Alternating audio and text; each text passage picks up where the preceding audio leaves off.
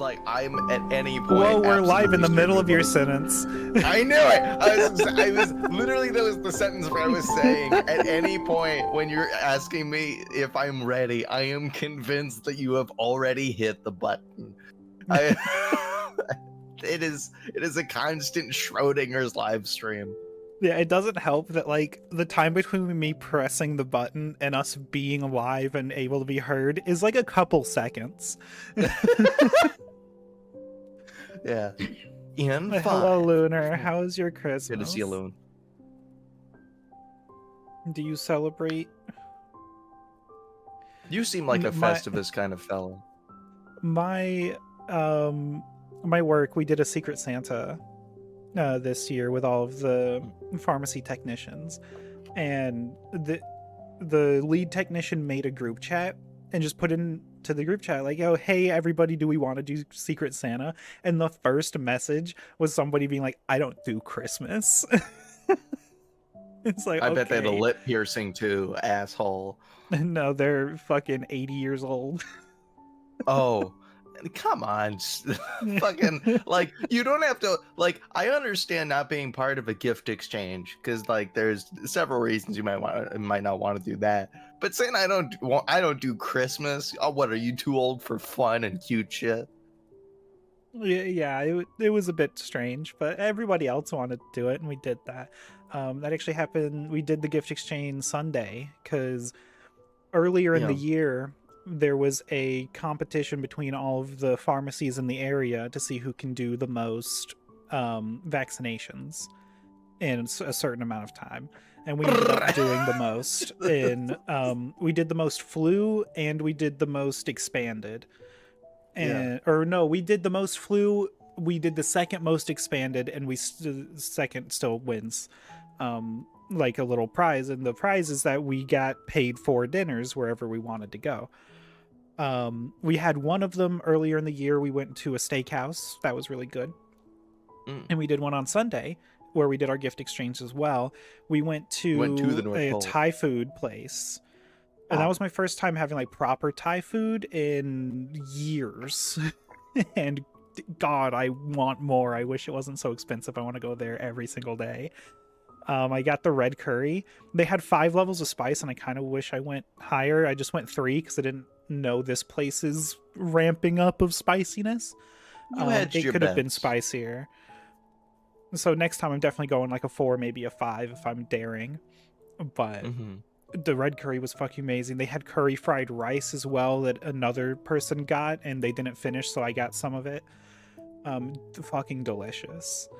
I love any curry that I've had before. I know I've had, okay, I know that curry is like an extremely vague term, but I hope I'm being at least moderately more specific when I say red curry and green curry. I've been a pretty consistent fan of. Yeah, I think like red curry is supposed to generally be like the hottest of the curries. Green, I think, is middle, and yellow is the least spicy. I didn't know that they have color like different had a things in them. Red curry, I think, is more like peppers and things are in it, and like yellow curry was like potatoes and things of that nature that pair well with that. I don't remember what's in green curry. Yellow curry. Ooh. Yeah, they're all fucking amazing. I mean, if you get to choose how spicy it is anyway, if they're gonna just add spice. Yeah. But it was fucking great. I got red curry with chicken in it, and it was fucking delicious. It was so good. And it was paid for. Thank you, Walmart. This is the first and only time you'll ever hear me say that shit. I was just gonna say we now have we have a crystal clean recording of you.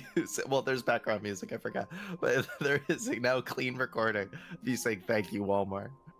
Yeah, and now it was good. It was a really fun time. We were all goofing around. We have a pretty good rapport with each other in the pharmacy, so it was real fun. And especially since there was the gift exchange, like a lot of stuff was going on. It was really nice. I would go to that Thai place again. I don't want to say the Thai place's name, not because of any like, oh, they weren't good. They were amazing, but I think it's just local. So I've almost done that a few times. Yeah. I still can't name my favorite poutine joint I've ever been to because I'm pretty sure it was extremely local. Yeah, I though they have closed, so it's not like there's a huge point in it. But anyway, in terms of like the old guy with Christmas, I okay, I know you've seen this before. The kind of vibe that I want to have when I'm like 80, 90 something, especially surrounding cute, quirky shit like Christmas, um, is I want to have the vibe of like that Patrick Stewart picture and the lobster in the bathtub. Like I want to be that old guy that's just like up for it. And it's just cute and weird because it's an old guy doing it. Yeah, they came up to me like a couple days after the text, and we're talking about Christmas again. And they said they couldn't get into it because of everything that's going on in the world right now, which is like, okay, fair enough. But I Like, feel like you didn't need to respond that you don't do Christmas. You could have just like not responded or said no thanks. it's also like, I don't know. I guess like some people need to have like a lot of control over like how they distract themselves from the weird shit going on in the world. But I'm like, I would think that Christmas, even if you're just, excuse me, even if you're not like not taking the tone like through the whole month, even if you're not a crack of dawn November girly for Christmas, like even if you're not that kind of person, having one day where it's like, yeah, a lot of shit's going on in the world, but like Christmas, and it's so wholesome, and it's just you have that now, and then you go back to all like dealing with the fucked up shit. Isn't that how it's supposed to work? Yeah, I mean, I don't necessarily think that like horrible things happening in the world should spoil you having a good day or week or whatever with a Because that holiday. will always happen in some capacity, right? Like, Yeah. so And I yeah, mean, like, I don't think a horrible thing happening completely separate of the good thing that's happening, it diminishes the good thing that's happening. Like, it can exactly. definitely change your mood about it, especially like if it's front and center in your mind of just like, oh yeah, there's these horrible things that are going on. But you need to let your brain have a break. Yeah, That's you need to my cool off opinion a on bit. it, at least. Like, you can't just be doom and gloom. Yeah, I think that's just a thing of people in general. We only have so much capacity. Like there's like just in general, it's like if you like because I know there's like a lot of temptation to be like to never distract yourself, especially if it's like, let's say it's a personal matter that's going on that's super fucked up, that you are a direct part of like the solution for it, and you are like one of the people that needs to help with this like super difficult thing, you know. Or if it's something super distant, like but it affects you, like it's like fucking raising costs of healthcare and groceries now, like the fucking, and how wars are affecting it and everything.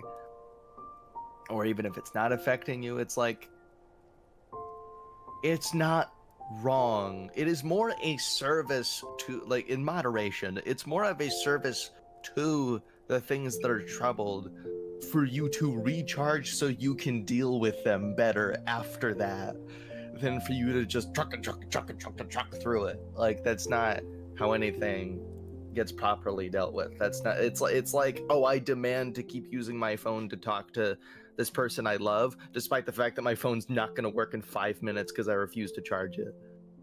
You know? Yeah. Yeah. Also, So any never referred to Lunar. By the way, you had some time with family. I hope. I mean, I hope that went well. Because I know a lot of yeah. people have a difficult time with their family. Shooting way back astronomically, we never referenced that. Yeah. But yeah, Ashley, you had something you were saying? So the Superman trailer, we didn't get to talk about this Yes. last time, I believe. But it came out. Hmm. You had thoughts on it first. You saw it first, so I'm gonna let you talk about it. I don't feel perfect about it. I will say, okay, I so that we can end on gushing about it, it's gonna feel weird. I'm gonna start with shitting on it. Um, but I'm not convinced on electric guitar for at least the kind of tone that they were setting up, but generally for Superman at all, like unless it like we're right now seeing the climax of the movie, and even then, I prefer just brass, maybe some strings. Okay, electric guitar is strings, but you get it. Uh, like I don't think electric guitar fits Superman that well. And I like I at first I was a little bit I felt a little bit off about like it almost feels like the costume is loose because it has like some lips that like come up especially around the collar. Like it feels like something a human being made, but just really well. Um but in total, I really really liked it. I liked how it seemed to be shot. I wasn't also I wasn't super a fan of what pun intended of how the orchestration went for a lot of it, but I'm also like, you know what, they're paying homage to another person's work in a way that they should be doing, and so I'll wait until the full score comes out to make any true judgment on that. This could just be a very early version, but I like how Nicholas Hoult looks as Lex. I hope that revolver is not just a lead bullet, but something with kryptonite in it. I don't know, or maybe it's earlier in his arc. Um, I One thing I really, really, really fucking like about it is, and this is something that I realized back when I was looking at like set photos months ago, but I feel like I would have come to the same conclusion if I first saw him as Clark Kent in this. But the first time I saw him like that, I'm like, oh, for a few seconds, I really thought that they had just cast a different dude as Clark Kent. This is the single best job that they have ever had, in my opinion, and especially in live action, of concealing Clark Kent as his secret identity. Like, you only really super see it, pun intended again, if like his jaw is pointed up, so you see much more of his face than his hair. But yeah, I'm a fan of the vibe. I like how it deals with more general classic themes. I think a lot like how Star Trek Strange New Worlds um took a lot of the stuff that was visually wonderful from like the Kelvin timeline and Star Trek, and like how that was the part that was cool. Um a lot of the issues you might have with Superman Returns, I would like to think they're gonna do a little better with it in here, just in terms of borrowing the visuals over. Yeah, but I'm optimistic about it. Though on a very subjective personal note, I'm not the biggest dog guy. And so I'm not excited about Crypto very much. But it looks like they're doing as well with him as they should with the dog character. It's just that's not going to be my favorite part of the movie. But if he's cool, then he's cool. I That's mean, my I whole think thing about it. How do you feel? it is an amazing thing to bring crypto in for how goofy crypto is as an idea. Mhm. Um, because the big thing about a Superman movie and Superman stories in general to me is that Superman is supposed to be there to inspire hope and optimism in the average person. People are Mhm. supposed to look to Superman and think that, oh, everything's going to be okay. And giving him a dog is just like, yeah, the average person loves dogs. Yeah. We're here for dogs. I'm not mad at So it. it I grounds know him it's even a not for little me. bit more. It's just like a Yeah. dude who's Yeah. doing the right thing. I think this is probably the most excited I've been about a superhero film Oh maybe wow. ever. I really like Superman. I like DC Comics. And I love so Superman too. Marvel's cool and all. I never resonated with a lot of their characters. I love DC characters. And so, like, oh, this looks like we're getting a Superman again after so many years of Superman who kills. He's got a So, bright, beautiful costume. By the way, I like that he's got. I'm gonna call them this. I don't care. But he's got the tidy whities again. They're not whities, but like yeah. he's got the underwear. He needs the underwear. I don't care what anybody says. But I'm so fascinated by your take on this because, um, like, because when we first, I think I heard your first little gust of a reaction to it, um, before the previous episode, because that's when I was talking about the fact that the Superman trailer released. Um, I don't know if I said first episode, I meant previous episode. Anyway, but yeah, I'm so glad that you're as excited about this as I am. Yeah, we're getting I an love. actual Superman, it looks like. So I can't not be Damon Clark excited. Sweat. Yeah, Yeah, so let's fucking do one of it. the things I heard online that explains why Superman needs the trunks absolutely is he wants to look like a wrestler. Yeah. He wants to look like someone a kid wouldn't be scared of, i.e., a wrestler. So he needs to look a little goofy. Because if he looked super serious and is as strong as he is, he would just be terrifying to everybody. He wouldn't inspire any hope, he would inspire terror. And so he needs to look silly. He needs to have the trunks. He needs to have his little dog. And it's wonderful. And also the amount of other superheroes that are going to be in this movie, finally getting like a good look at them. I'm excited to see them all. And Yeah, a lot apparently of them I Mr. know. Terrific's supposed Yeah. to have like a decent part in the film. Like he's not just going to show up. So that's going to be interesting.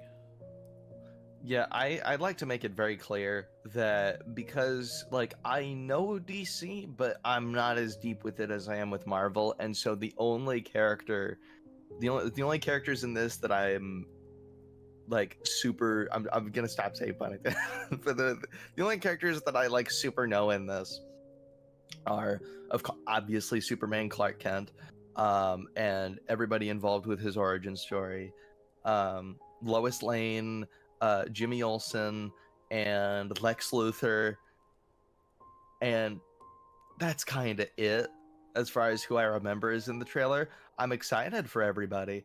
I just don't know them very well. No, Hot Girl was in it, so I know Yeah, her we get Hot slightly. Girl, we get Guy Gardner, Green Lantern, Mr. Right. Terrific. I forget who else, if there is anyone else.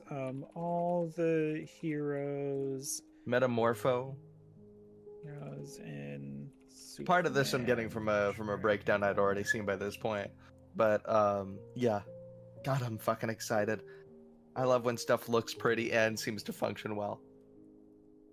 God, Ultraman. and oh, good to see you, Bones. Hello. Merry And Christmas. Merry Christmas. But yeah, I loved that. I loved that little part where he's saving that little girl from the foot of the creature with the fucking debris flying out the side. Oh God, and it Oh looked yeah. like realistically anybody would have broken her fucking neck, but it's Superman, so he's not doing that. Yeah, yeah, Yeah, because Superman beautiful. would never break someone's neck. Shut. Well, Never. why am I He speaking would against never. these? Yeah. God. There was cool stuff about that movie, Yeah. but now there's going to be a cooler Was movie there? that's more faithful. I think that there were plenty of redeeming qualities to that movie. Do I think the movie as a whole represented Superman very well? Man of Steel? No. Um, I feel I like think this will barely probably. anything about our previous DC universe was very good for the characters. Yeah. I'm just excited. Oh God. Yeah, I will Superman say good. I'm gonna be just the most massive hypocrite for a hot second here. Mm-hmm. Just because, okay, this is partially because we don't know this new DC universe very well yet. There's not much established in it yet, unless they're just borrowing like 90% of things from the Snyderverse, which I don't think would exactly be the right move. But I'm weary about introducing this many characters in our like first little look, even though it's like in an iconic thing. I I'm not saying I don't think he can handle it, because James Gunn is already obviously famous for the Guardians movies, and like that's roughly the same amount of like heavy characters as is in here. But it does make me nervous because like any Superman story that I am used to focuses a little closer, at least in the parts that I remember, on the core characters. I mean, basically the ones that I already mentioned outside of side plots. Yeah. Yeah, I think they've said that like everything's kind of starting in the middle, like we're not getting an origin story. So I have more faith that like all of this is going to come together when you don't have to spend a quarter of the movie saying, "Oh yeah, Superman, he's an alien, right?" Crazy. It's like, yeah, we know. Yeah, I'm one of those weird fucks that like never gets tired of seeing a new take on an origin story. Though I It's think fun. that I just think it's a good move specifically for DC right now to cut yeah. the fat that people don't need right now and just go into a story that is good and is new. So we don't need to spend, it's like, oh yeah, he fell in Kansas and now he's being raised Yeah. by these awesome people, the Kents. So yeah, we know. I one thing that like I'm kind of conflicted about because I'm tempted to compromise with I'm tempted to compromise with the idea of, hey, I would like an origin story, but like it can be brief. Like it could be brief in the movie and maybe addressed in flashbacks. I wouldn't really know how to bridge the gap between taking up too much of the story with it and there's not enough of it to flesh out in here to justify it being there. And so it's like I'm like I guess just the best conclusion at the end of the day is just take it out. I'm just not Yeah. too crazy about it because I love me a good origin story. Yeah, But I mean I also the love me a good thing Superman. about especially Superman's origin story is he's just a kid. Like he's just a dude. Yeah. So there isn't even really that much interesting to talk about. Hi, my My happy happy holidays. Christmas. Um, Happy but Hanukkah yeah, to like everybody. I would say a lot of Superman's origin is just him being a little dude in Kansas, and it's like that's cool. It's not very exciting. Yeah. It's like it's more defined by he knows he can do a bunch of these things for a good while and he's like, "Oh, why can't I reveal who I am and save these people?" Yeah. But yeah, Yeah. can't wait for it. Superman. Can't wait to see more from this universe, especially if this movie goes really well. Which I mean, I I'm sure fucking it hope. is. James got he's from the trailer. It seems like he knows what he's doing. He actually cares about these characters and wants to tell a compelling story with them. And I one thing that I like that I heard out of him is he said that he's always liked DC more than Marvel, which Yeah, regardless of the fact that I personally don't agree, um he did do amazing fucking things with Marvel and he had an incredible track record there. And so it's like if that's what he does with the thing he cares less about, then yeah, I am especially because the Suicide Squad, which he already directed in the previous version of the DC universe, I there were personal problems I had with it, but as a movie, it's very very good. Um, yeah, and I can't wait to see a really good DC movie from him that can actually like be watched by children as well. That is I like can't meant to wait to be see a just good DC movie inspiring. that was made this millennium. Yeah, That's what I exactly. can't wait for. Uh, Uh, and like we don't have enough characters that are just like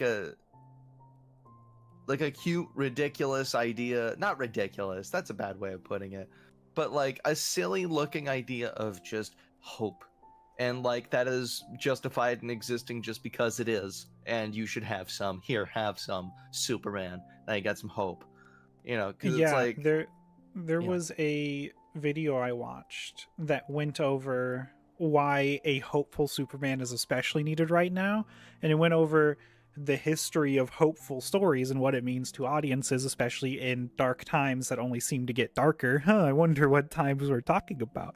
What the Um, fuck? right now, maybe. And how originally the uh, why can't I remember the fucking Snow White? Um, Oh. Snow White, the first feature-length animated movie.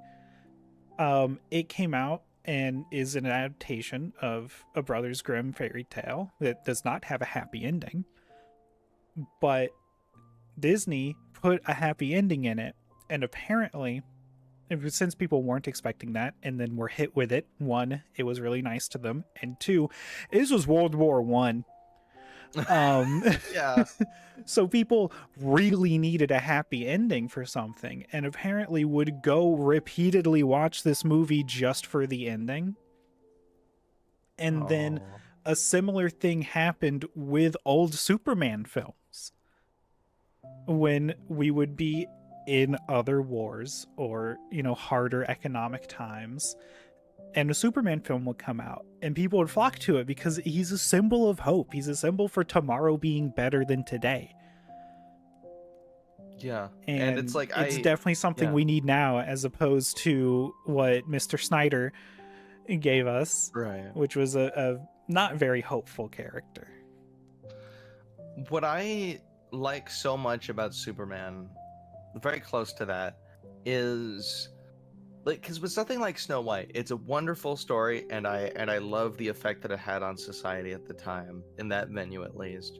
But I love that it's not just a thing that the Superman story does. It's like, oh no, this is the point of the story. This is what we came here to do, and we're driving it home. We're here to give you hope.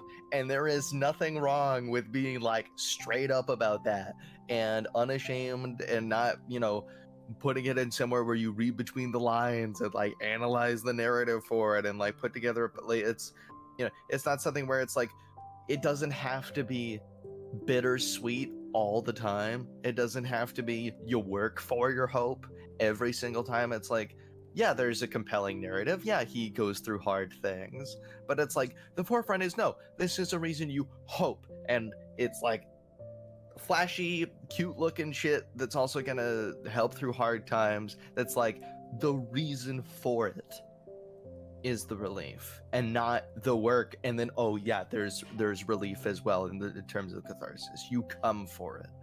And it's like, there is nothing more than a Superman story, or I love my soundtracks anytime the Superman theme comes on in my playlist, where it's like, there's nothing more that reminds me of hard times when reminds me of hard times. Superman reminds me of hard times. No. But being reminded of like hard times when I had the most potent glimmer of hope during that, of like the promise that it's gonna get better. Like, and he represents that. Just, that's his whole fucking deal. And that's why I respect him so much and love him so much. We need a character like that forefront in the zeitgeist. Yeah. And DC's just really good at giving like specific messages within their characters. I think that is what separates them mostly from Marvel. Is Captain America is this kind of symbol of hope. He is maybe the most Superman-like of Marvel's like big names. He isn't the same though, nowhere near touching No. how Superman represents it. Even back when Captain America didn't have all of this political shit happening within himself. Isn't what's his like alias when he like leaves the Captain America role? Steve Rogers? Well, but like that's his name, but like he had like another alias he went by when like he was I don't still remember. doing things as a hero, but he dropped the mantle because he didn't believe in the American government. I'm drawing a blank at the current moment. Yeah, but it's yeah. like things like that kind of like bring Captain America down. And I mean, just like being attached to America specifically is always an issue, which Superman doesn't necessarily get out of, but he isn't oh hey, here's the It's American not in flag the on my fucking chest. name. Yeah, Yeah. it's not his It's name. also to the credit of your point as well. I don't think there is much of any context where Captain America can avoid having explicit tonal relation with the military industrial complex. Like he comes Yeah. out of, like he's a soldier. Like that's what he, like he's the only like explicitly soldier character in probably all of fiction that I respect as much as him. You know, and it's like you have to look a little under the hood, just a little, but you do have to, in order to see that it's like, oh yeah, about way more than just like he's a soldier. It's his motivation for being a soldier, but that's also what he ties to it. That's his association, and frankly, his soldier intuition, like the tricks that he learned and used and honed in the military for World War II, is like how he gets shit done, despite the fact that he doesn't agree with the U.S. government much of the time. But it like does come out in that kind of rhythm. And Superman just doesn't have any such tie. Like he'll help out Yeah. cops, sure. Like Christopher Reeve, even in just the first movie, explicitly multiple times just hands a dude over to a cop and calls it a day after that, and just explicitly just trust the cop to the end of the day. um but Yeah. yeah, no, it's Any like that's more superhero is going to incidental. have Yeah, issues like that. right. Um, but that's everybody. I mean, Spider-Man does it. Even though like Mm-hmm. Spider-Man should be like one of the few characters that should not at all have any kind of trust Yeah, in cops. But you can't get around necessarily that. But whereas Captain America kind of represents the hope that America is good, um and is not going to fall, which wow, look at yeah, how our politics are going right now. A Superman is the hope that people are good. It's the understanding that underneath everybody is a foundation of being a good person. And yeah. it's that kind of And thing I think we kind of need more than ever right now. Which, I mean, also, yeah. whether or not you believe it, you know? And frankly, and I think it is fair to say to an extent that I'm blowing a certain part of this out of proportion, but I do want to, I do I do think this is worth some note. uh I don't know if this is going to be a hot take, but I think in terms of contemporary cultural zeitgeist, especially as a response to Superman and what he's actually supposed to be and how important that is in people's eyes. Um, for years now, the most like, I don't know if the most, but like a really prominent version of Superman in people's eyes or an interpretation has been Homelander, which is just the powers and that's it. Don't even And get me he's supposed to be, started on all of that bullshit. Oh my god, I I fucking we don't hate. have, it's like There they is were yeah, there is a comic and an adaptation, an animated adaptation of that comic that explicitly challenges that viewpoint of Superman. And god, I can't remember what it's I'd like to see called. it. Link it in the Superman server when you can if you don't remember it versus when we're filming. the Elite. So The Elite. in this, the comic is different from the movie. I think the movie actually does the story better. Um, but there is a group of superhero vigilantes, whatever you want to call them, called the Elite, and they have just amazingly strong powers. But when they go after quote unquote evil people, whether or not, you know, they actually are or whatever, they don't just lock them away, they just kill them. Kind of anti-hero style. They just wipe them off the map and they're like, look, we're doing what Superman is too weak to do, which is solve the problem. And it ends up kind of sowing dissent against Superman as being too weak to actually do anything, like philosophy wise. of just like, oh, if we're just going to lock them up and they're just going to come out and do the evil thing again, then we're not actually solving a problem. Um, and at the very end, spoilers for anybody, if I think you should genuinely go watch this film. If you like this kind of idea of just like Superman kind of rubbing up against mid 2000s grungy, edgy, philosophical anti-superhero sentiment, go watch this film. But Oh, is it Superman versus the Elite? Superman Or because versus I'm the trying to look it Elite. up. Yeah, because it's 2012 animated movie. I'm gonna put a Yep. link in the server. Yeah. Go watch it. But spoilers otherwise. At the very end, Superman basically goes, he goes and fights them, and for a second, it looks like they killed Superman, and you could tell for a few seconds everyone doesn't necessarily know how to feel about that, because they're like, well, we didn't really believe in him anymore, but it kind of sucks that he's gone. And then a few minutes later, all of the members of the Elite just look like they get killed out of nowhere. No one even sees what happens until Superman shows back up, basically looking battle scarred, and goes like, okay, we'll play by your rules and let's see how you like it. Looks like he just demolishes everybody except for the main person on the team who has like the most intense power set. It's this dude that looks like he killed Superman. That's how powerful he is. And he basically lobotomizes him so he can't use his powers anymore.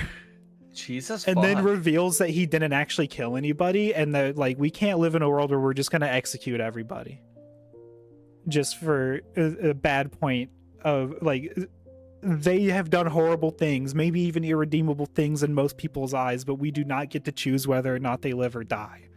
We have to have hope that one day they'll be a better person. Yeah. And just those few seconds where if you don't know the twist that Superman didn't break and he is just looking like he breaks, I mean, it looks like he broke and started killing people. And it's harrowing for Superman to just start doing that. I mean, maybe not after these fucking Snyder films, but in that time, it's like, well, Superman wouldn't kill, and him being pushed to that limit and us seeing Superman broken, deciding, okay, fine, I'll kill. It's a terrifying moment. And it really shows that Superman, without the hope that people are good, without the care for others' lives that he holds, is not Superman anymore. And that's what we need to get back to with popular Superman media, is him being the fucking, like, for lack of a better word to steal from Marvel, the Blue Boy Scout. Yeah, exactly. I do think in DC media, like they explicitly did say Boy Scout. I know in the Christopher Reeves movie, like I maybe I'm misremembering things. I am very tired still, but that's what we need Superman for. Superman 2. Maybe. Superman 2 is when Lex Luthor. I think it was Lex Luthor's lackey while they're in prison that like tries to give Lex a pep talk, and what's a Blue Boy Scout? Like he just like throws it out there, and I'm like, this is definitely referencing something at the time that specifically used that phrasing. Yeah. But yeah, like he needs to embody that, and to lose that is to lose the entire character and to lose hope. Yeah. And yeah, I can't wait to see what they're gonna do with other DC media. I want to see more proper Flash. I'd love to see them just kind of not do Barry Allen. I really want Wally West, but I can see they're gonna start with Barry Allen. Obviously, you can't not. And then hopefully we'll get Wally West down the line for the Flash. I mean, obviously, I want to see what they're gonna do with a proper Batman for this universe. I like that they're separating the Batman into an Elseworld story so that like they can just answer questions of, oh yeah, he's not part of this, we're just gonna keep doing that one still though. And it's like it's a clean cut way to separate the two, and they deserve to be separated because like The tone good of the god, I was Batman does gonna not vibe yeah. for sure. No, absolutely not. Though, okay, I will say there's just the slightest hair of an argument you could make that it takes place in a whole different city. So, like, I guess fucking Gotham is gothic and dark, while Metropolis is not. But it's a lame argument. Um, Yeah. I'd but also just like to I see a Batman specifically crafted for this universe as opposed to just taking him from something that was already done. Especially for a yeah character as big as the Batman, you should make one yeah specifically for your universe. exactly. Make sure you don't need to Um, necessarily make a new Peacemaker or whatever, but you need to make a new Batman. yeah, I like the world that we currently live in has a Superman character in something at pretty much all times, but then has, and I'm just going to shoot back to this for a second. We don't need to go far into it, but I then see like advertising up the wazoo every year or two that just has Homelander's face plastered across it, the worst version of this really powerful character, and it paints like, because, like, okay, part of my problem with it is that like Superman is not just the embodiment of hope, but like, oh, he is the like archetype of a superhero that's like the first thing you think of when you think of a superhero and what that means in people's minds in every fun, cute, entertainment way, but also like a, oh, this really fucking actually means something to real world people with real world lives. Like, that's the first character you think of most of the time. Maybe except for Spider-Man on occasion, but it's like, look up the superhero emoji. It's Superman, and it's always gonna be Superman. Like, Yeah. and so to think that like the closest archetype we have to that, oh, this really, really powerful guy, but also like, you know, he's not a bad guy. He's not a guy that's gonna like, you can't say the wrong thing or do the wrong thing around him, hurt his fucking ego even just because that's Homelander's whole thing. And then like you're fucked and your whole family's fucked. It's, you know, the like he could split your planet in half, and like how long until he actually does that kind of thing. Like, for that to be the only representation of like a really powerful character when you could be putting that to use in like empowering your audience who wants to do better things with the world, and showing that like, I don't know, good people with good ideas that love people can also be really, really powerful. It's extremely important, and I like that that's now gonna get like the big, I mean, like, you know, marketing push, and like hopefully a whole bunch of memes, because like memes drive entertainment now, and and that's gonna keep him in people's mind as, no, the hopeful one is going to be the one that sticks around for you, and is gonna take way more time before you get tired of him, if you even do, which most people don't for for a well-written version of Superman. It's just so Yeah. important. Yeah. And Be empowered. and then even talking about it in like just a media landscape, Justice League is just so much cooler than the Avengers. So I can't wait for Justice League to like fully form. It's gonna be Hmm. fucking awesome. Cause like I never like the Avengers are really cool. Don't get me wrong. I do like the Avengers, especially like the first Avengers film, which maybe a hot take I think is my favorite of the Avengers films. It's a fair Um, point. it is cool, but the Justice League kind of forms in a different way than the Avengers does. Whereas like the Avengers is kind of just like an offshoot of the military, if you think about it. Not even if Yeah, you think about kind it, of. that's just like literally they are an offshoot of the military. Um, the Justice League forms on its own, has a cool space station. Like, okay, cool, you're flying aircraft carrier, cool and all. I have a space station. Um and I don't know, like, I don't want to just shit on, I love the DC characters so much more than the Marvel characters, but I think the DC characters are just better. Especially the ones specifically in the Avengers. They're much more fun, in my opinion, as characters. On a personal note, I don't agree with most of your points, but I think you have really good founding for him, and I see a lot of what you mean. Yeah, like, I think Iron Man is maybe like the person in the Avengers that I would say gets closer to what I'd want out of like a Justice League kind of feeling, but not even really. Like, Yeah. Captain America is just, he, especially in the earlier ones, he kind of, I don't want to say bumbling around, but he's kind of bumbling around. He's not really like he's not fixed in the universe at that point. He's kind of still just there figuring himself out, even in the earliest of Avenger films. I mean, the Hulk is the Hulk.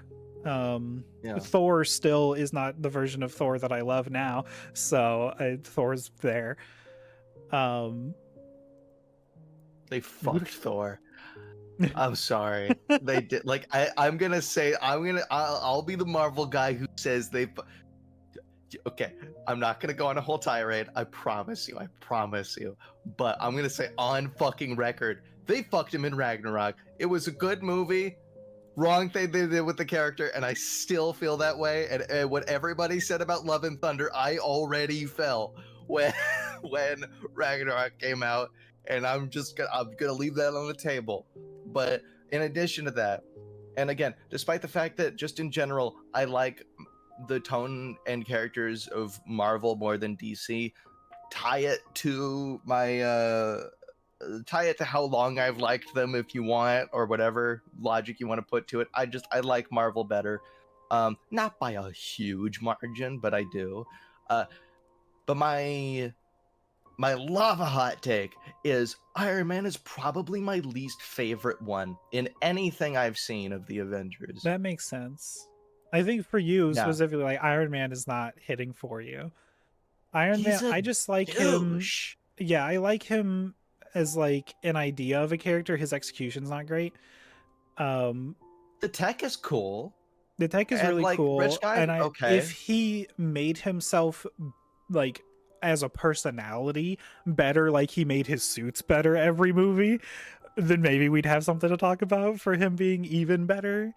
But I barely felt an arc out of that man, aside from like the couple sacrifices. It's like people liked him too much as like he's snarky, but it's like like for every scene that Tony Stark has ever been in, especially in the MCU, I'm like, it's fun to see him, but after like a couple scenes, maybe even just one, depending on the movie, I'm like, I don't hate seeing you, and I'm glad you're part of this whole thing, but I'm waiting for the camera to go back to somebody else, and that somebody else that I'm directly thinking of is usually Steve Rogers or Sam Wilson.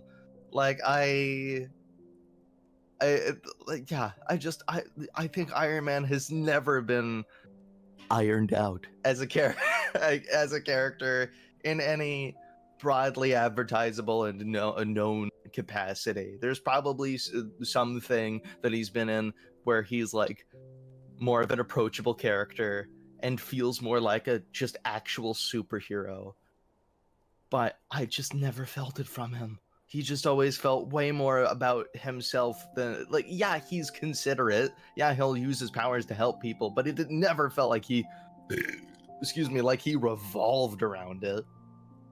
And that's what a hero is. I think even I would Spider-Man, like Iron Man. Spider-Man isn't. Yeah. I would like Iron Man even less in the MCU if they actually had any of the other geniuses in the movies actually do anything. Like Hank Pym, if they like really actually got Oscorp in there.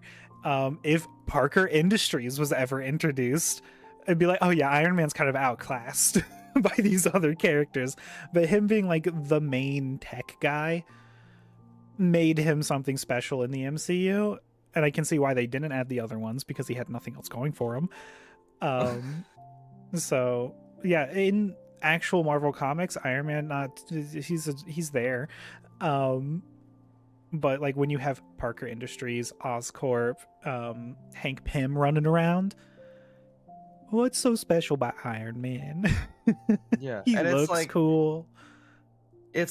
I That's I it. think because I referenced Spider-Man for a second because Tony Stark is a very like yeah he's snide and douchey and like jokes around, but like, I think part of what makes the asinine quips, which are sometimes actually funny from Spidey, I think part of what makes them not grating to hear after a while is the fact that like oh Spidey always comes back to like a genuinely heartwarming, heartfelt, and soulful message of oh yeah by the way though these are my core values and I care about people, and what I entirely revolve around is that like I will always be going through something hard, but I will always do everything I can to help the people around me because it is my responsibility as a powered person.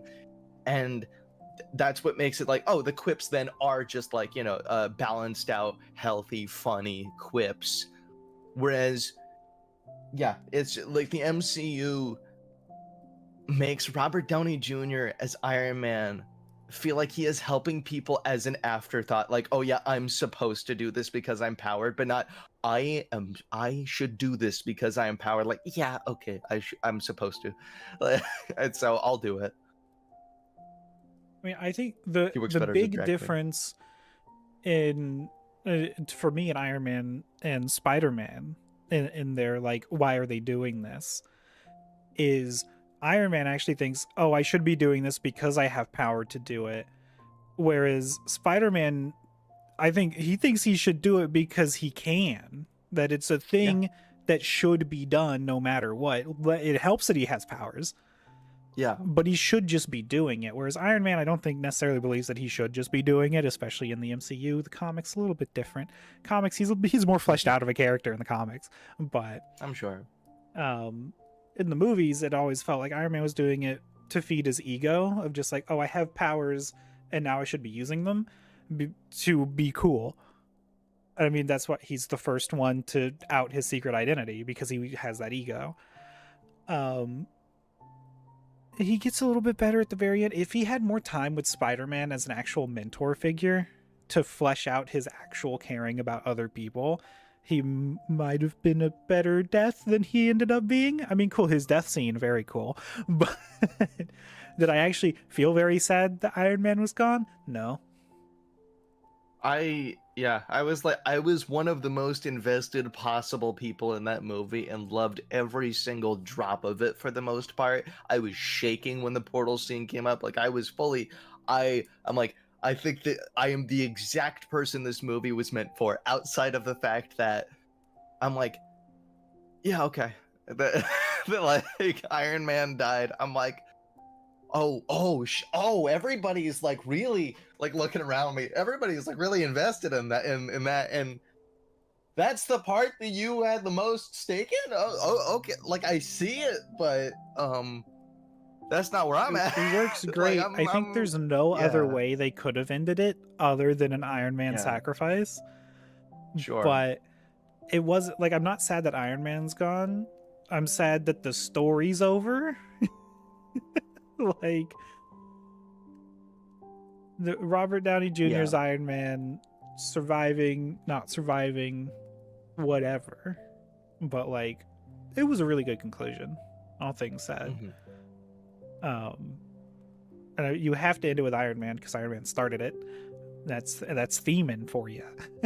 Technically, they did not end it with Iron Man, and I like the way that they did, but because he was most of the end with that very tail piece that was Steve going back, of course, to you. It's been many years since Endgame. Everybody, you all saw it. Um, it ended with Steve going back to the 40s and dancing with Peggy. I really like that. That's what they picked as the final shot. Well, yeah. I Yeah, would say like that's kind of the like epilogue that's after the end of the story in my opinion. fair. Like the actual story of fighting against Thanos ended with Iron Man dying. Hmm. And then another scene happens cuz like you can't just end on that and then roll credits. It would feel weird. So, you have a little bit of I extra stuff happening. I was fascinated at the time, and still kind of am, by the fact that um, if I remember this correctly, I think was it, I think Kevin Feige, because he didn't have quite as much power at the time as he does with the MCU now, like close to it, but not quite. I think he wanted to kill the original 6 Avengers in the movie. It was reported. Like all of them, he wanted them all to have to die, to make way for the new ones. But the studio actually said, no, let's keep a few of them around. Like, let's, and I think limiting the amount of the deaths kind of served it. So that was like, that's one of the few specific stories that I know of, like, oh yeah, the studio interference was actually kind of justified. Yeah. Yeah, I would not necessarily say they all need to die, but I would have liked to see a version of that actually. I think you could do a lot with that. What But if? Yeah. well, the thing is like if you do a what if version of it, it doesn't hit the same as the actual ending. Yeah.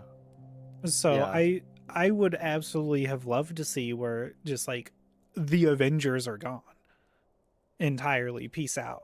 And whether or not that necessarily means like, oh, they all died in the battle, or they do what Steve Rogers did and like he's done. Um, Hmm.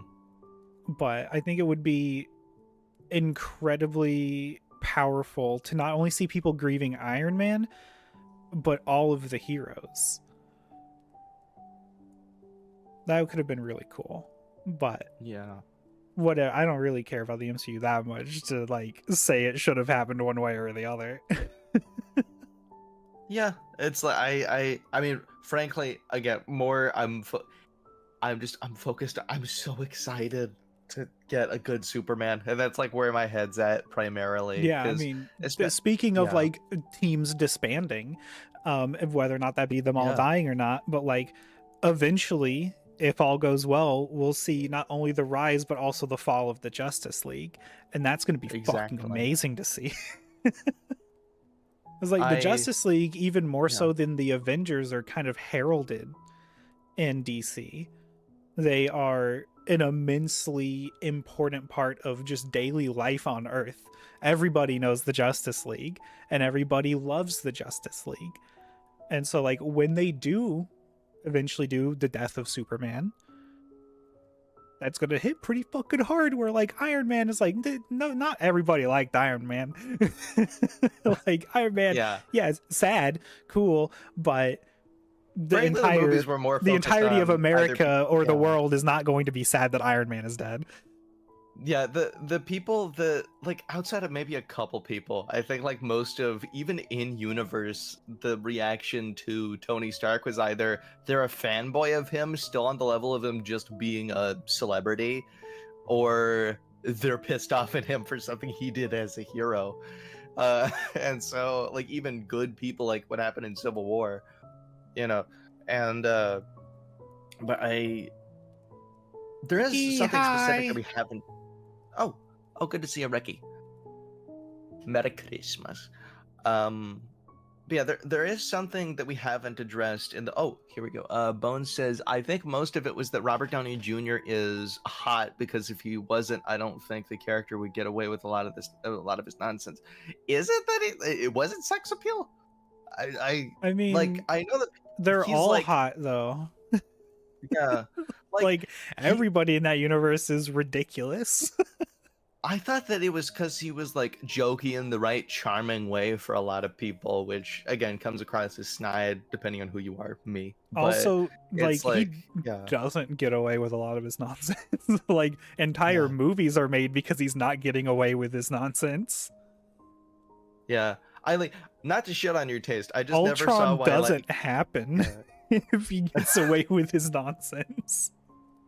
I don't understand a lot of people seeing like I think he looks fine. I don't understand why like a lot of people are like, oh my god, he's so hot. I like I personally I just don't get it. But hey, if I you think he like has it, more of a uh, personality appeal. I don't find yeah, RDJ the most classically handsome. Well, yeah, I think he looks good and is charming.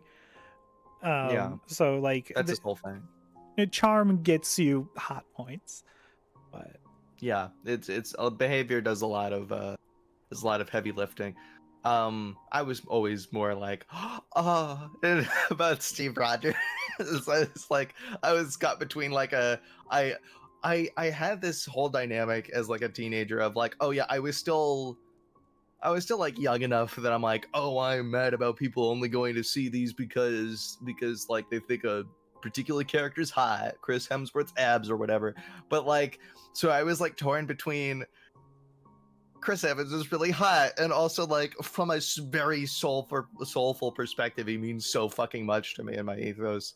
Outside of his military associations, Yuki says charm is hot, true, and that's absolutely yeah, 100%. Um, that's how I've I gotten this far. I w- I w- I wanted It's not the to. classics. I'm hitting the charm. I've still never seen your face. It's Yeah. I I only know one thing, but um I am curious about your take on a specific thing in Mhm. the new Superman trailer that we have not talked about. Yes. Because I know that you were not a fan of, and I was whatever about. You were not a fan of the religious associations that the Zack Snyder Superman had. I say Zack Snyder; it was Henry Cavill, but directed by Zack Snyder. The Jesus associations. You weren't a Yeah. fan of that.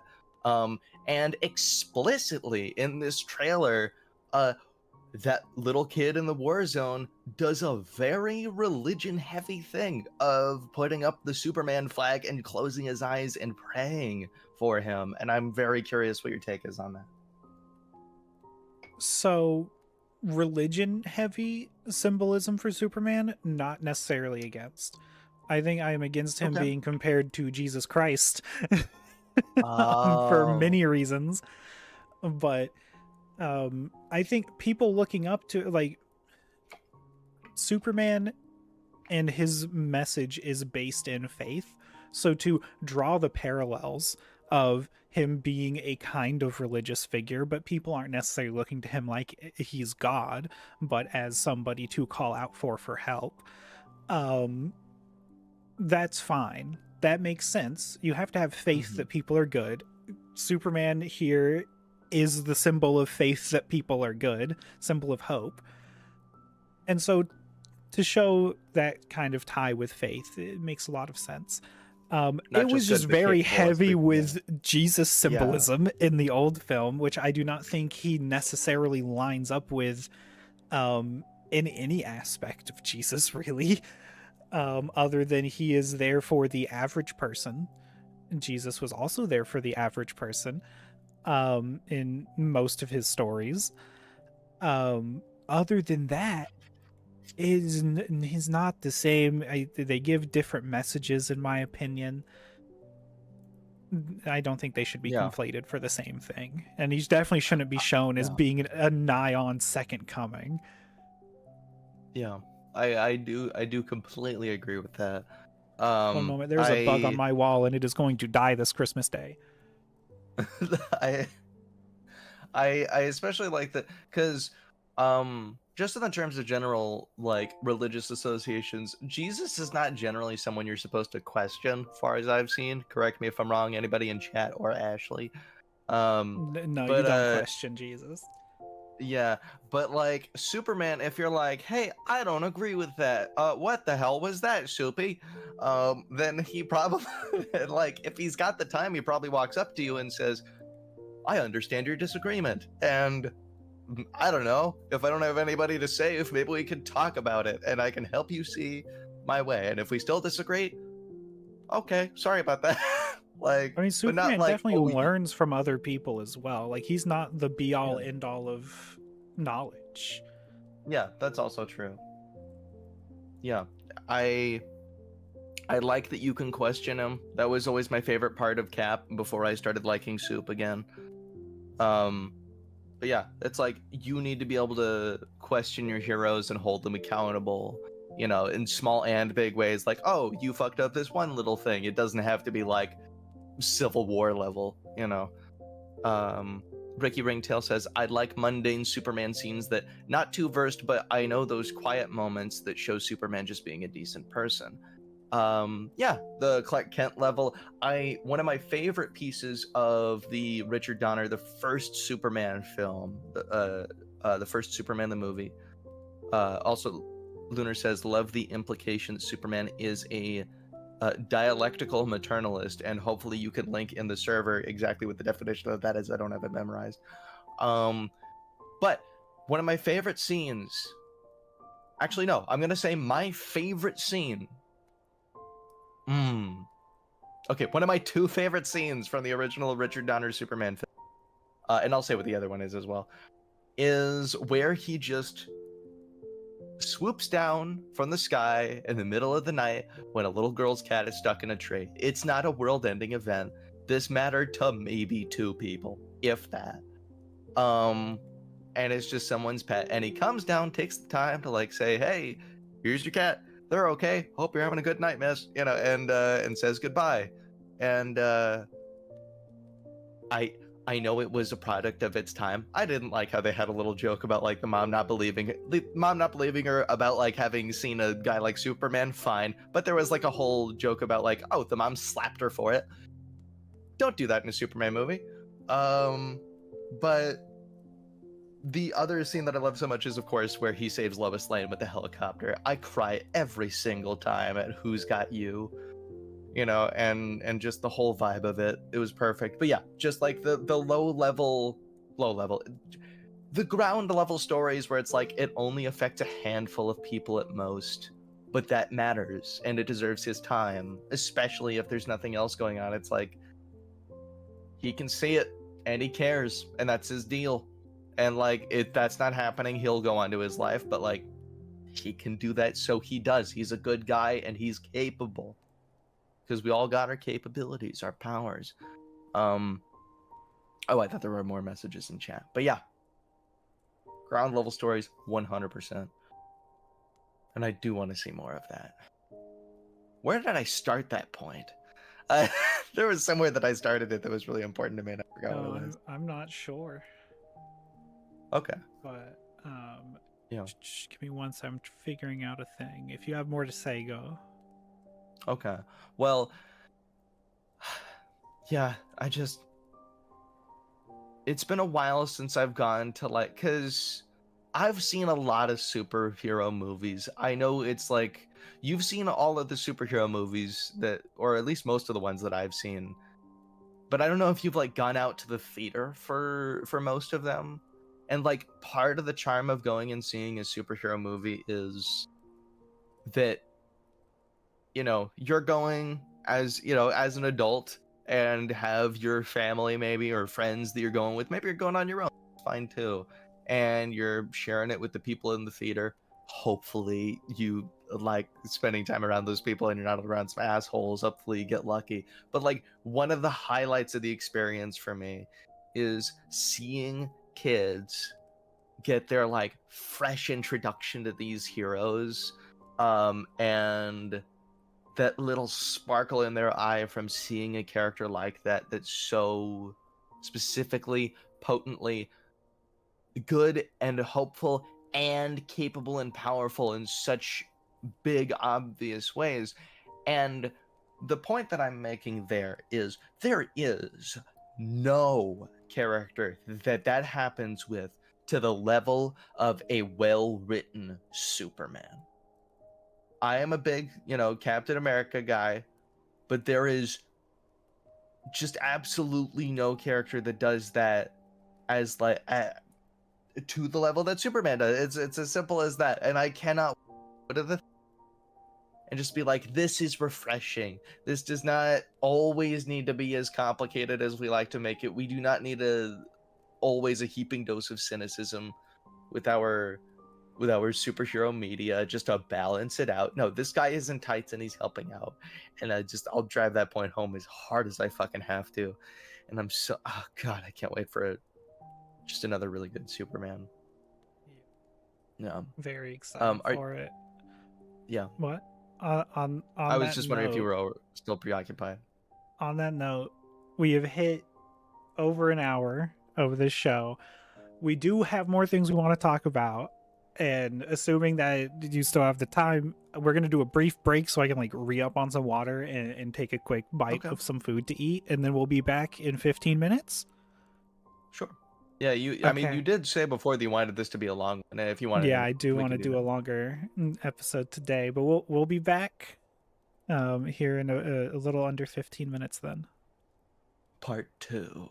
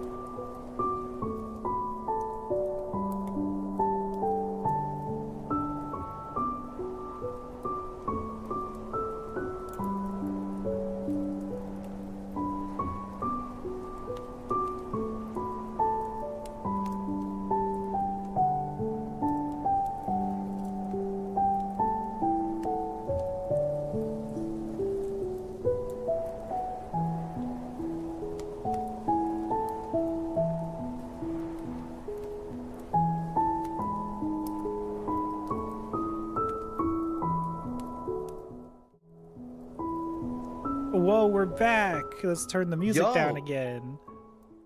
There we go. Hello, we're back. Thank you all for sticking around. I died. Yeah, it was crazy. Ashley finally hit me with a car. Yeah, didn't end up lasting, but Shot me in the mouth with a firework.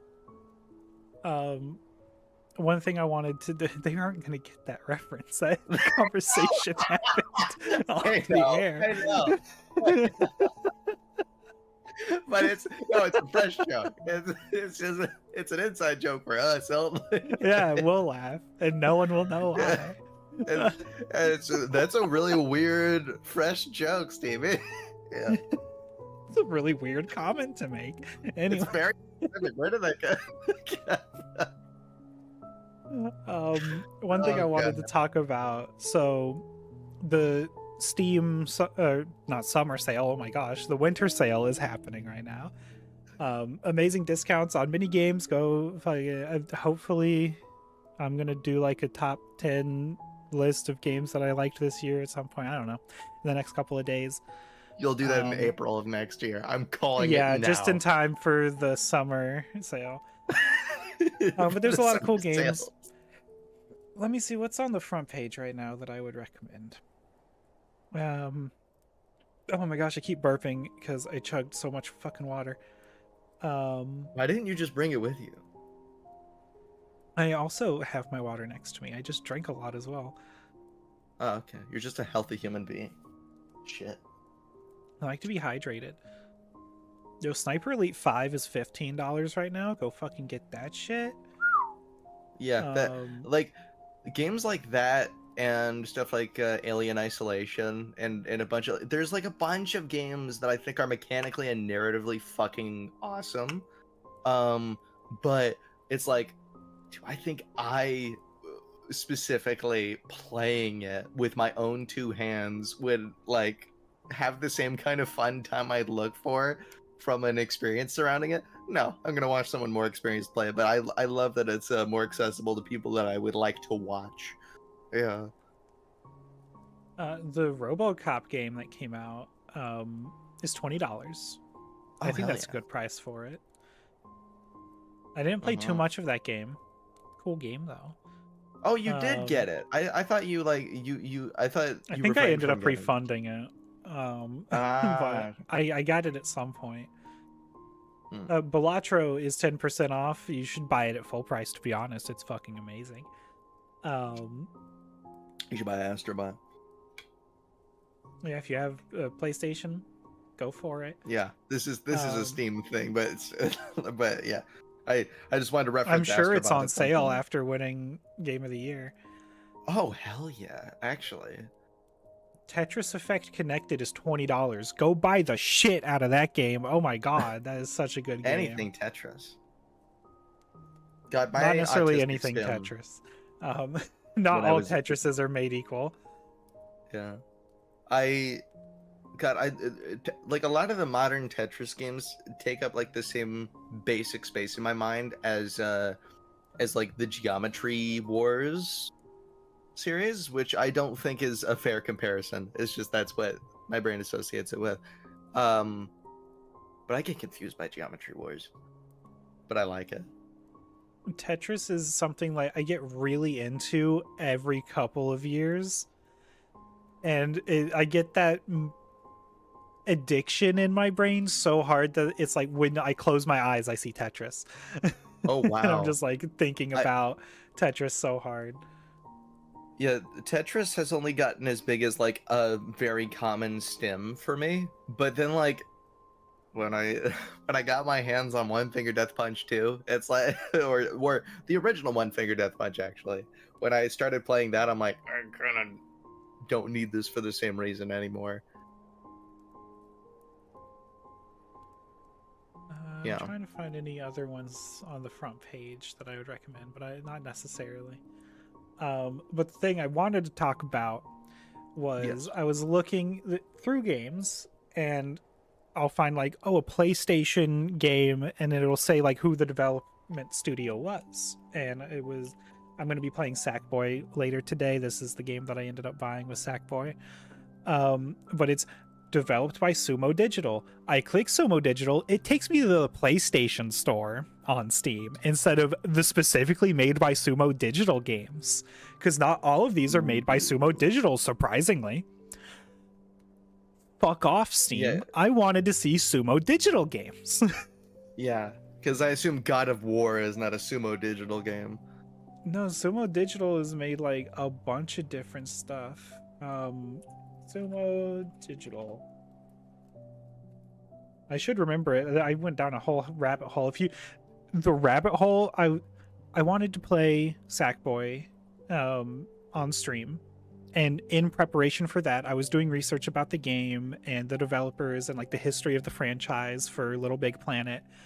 I wanted to have a bunch of stuff to talk about. The rabbit hole is kind of crazy. Tune in for the Sackboy stream. It's a little it's quite silly. Yeah, like one of the earliest gaming characters in my life that I'm familiar with, and that I never like played with it prolifically, but I actually don't think I ever did play with it. But like the one that I most remember seeing around, besides like obviously a Mario, is Sackboy. Yeah, from like the Little Big Planet series, just all the PlayStation 3 at the time. And then I stopped seeing him for a while. Yeah, Sackboy was like a decent enough little mascot. I always associate him with the PlayStation 3, even though I think they started on PlayStation 2, but like the bulk of Little Big Planet was PlayStation 3. I'm trying Wasn't to find... he the PlayStation mascot for a while, Sackboy? No, he was just like on PlayStation. PlayStation only had an official mascot in Japan, and it's like these two cats. But everything else is just like they feel like they should be.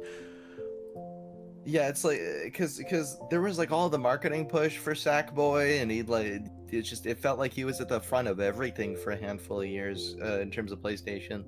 Yeah, he and so, is like now of course they've Astrobot, but yeah, he's a mascot in the same way that like Nathan Drake is. Like it is just a very well-known PlayStation game. Hold on. I was like, wait, when there's like a mascot of this kind for something, like I tend to assume, you at least vaguely recognize like the silhouette of like a mascot from anything. Mickey Mouse, you got the two ears and you got the orb, and I think I could recognize Nathan Drake from a silhouette. Yes, I know you could recognize Nathan Drake from a silhouette, but I love the idea of just a guy being the mascot. Yeah, but he has like the hair. Like, yeah, he has the hair that every dude of his in 7 had. That is not good enough. He had David Tennant's hair. Like, and yeah. Well, I think he had the David Tennant hair, right? Okay, he's as much of a mascot as like Crash Bandicoot and Spyro, those kinds of. But they're not the mascot. They're just really well-known PlayStation titles. I'm looking up Nathan Drake right now, because that's not gonna leave my mind until I figure. Okay, so it's not exactly the David Tennant cut. It's just really close to it. I would say, as long as it's like the poses that he's known for, I would recognize Nathan Drake's silhouette. And if it's just a random silhouette of him standing, I probably want to get it. But yeah, I'm like looking at a blue shirt one that I'm like, not in a million years. I'd think, Nathan Fillion, but I wouldn't think Nathan Drake. But if it's like him, if it's him in like a PlayStation 3 kind of pose, because like I'm thinking of the outfit, it's like almost Indiana Jones, but without the hat. Then Lunar I would says, recognize I actually know Crash Bandicoot and Spyro. You know Nathan Drake. You know Uncharted. Fuck off. There is no way in God's name you know Crash Bandicoot and Spyro by name and face and not Nathan Drake. I'm not buying it. Anyway, Yeah. to give a little teaser as to how weird the rabbit hole is, when I was researching Sackboy, I'm putting an image into the Thought Bubble Discord. Never played or watched those games. You know of them though. Fuck off. Anyway, there's no If you way. went out and got them in the age of discs being more common, you saw a fucking billboard constantly. There's no way. There's no way Yeah. you're a gamer and you've never heard of Uncharted. Absolutely not. I refuse to believe it. You can see his face right now. At least the basic details. You could see that as yeah. Anyway, you were saying, but So I'm looking at Doritos and Mountain Dew right now. Yeah, so I put in a picture that I found during my rabbit hole into Sackboy, and it is a screenshot of a mobile game. In the top it says UNSC, which if you know Halo you'll recognize that. It says reload, find one of the items below and scan to reload, and it's scan Mountain Dew or scan Doritos nacho cheese. I'm not gonna explain it until Sackboy.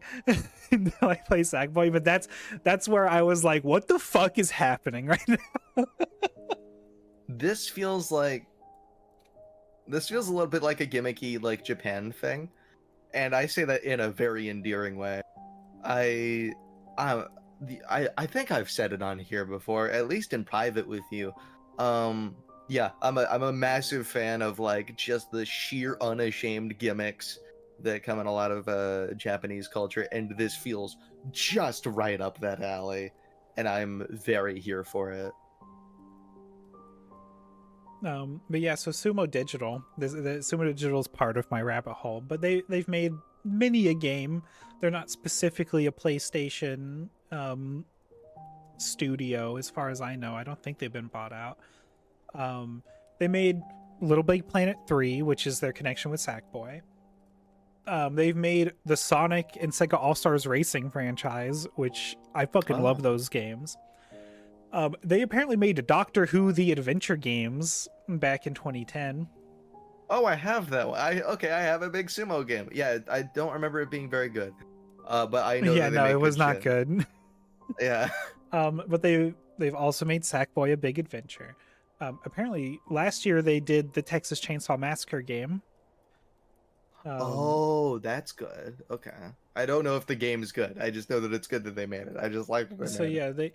They end up working a lot with Sega and apparently Activision / PlayStation. Sony specifically for Sackboy stuff.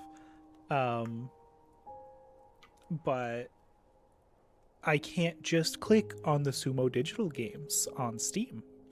If I go to the Sackboy page right now and I click on Sumo Digital, it takes me to PlayStation Studios and it tries to sell me Lego Horizon Adventures, the game nobody played.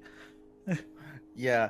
I'm curious though, if you search up Sumo Studios, do you find sorry, Sumo Digital you said. If you search that, is that when you find all the sumo games, or is there just no way to categorize it? I'm seeing more. Yeah, I see the Sumo Digital. Did they do the Zool remaster? That's crazy. I don't know if that. Wait, that's Sumo Digital Academy. What is Sumo Academy? I'm gonna have to look into that. More rabbit holes.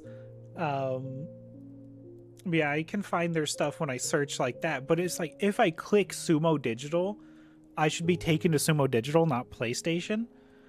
Like, it says developer Sumo Digital, publisher Sony Games or whatever, PlayStation Studios, and it's like if I press PlayStation, I expect to be brought there, but they just both bring me to PlayStation instead, and that's really frustrating. Yeah, I don't like that about bullshit. Steam right now. And that's happened in multiple different games. I can't remember the other ones I found that, but it's like Sackboy was like the fourth game that it happened on, and it's like, come on, just show me the developers, not the publisher. That makes me feel like there was a sumo page and it closed for some reason. Maybe not permanently. It was not just sumo that this happened to.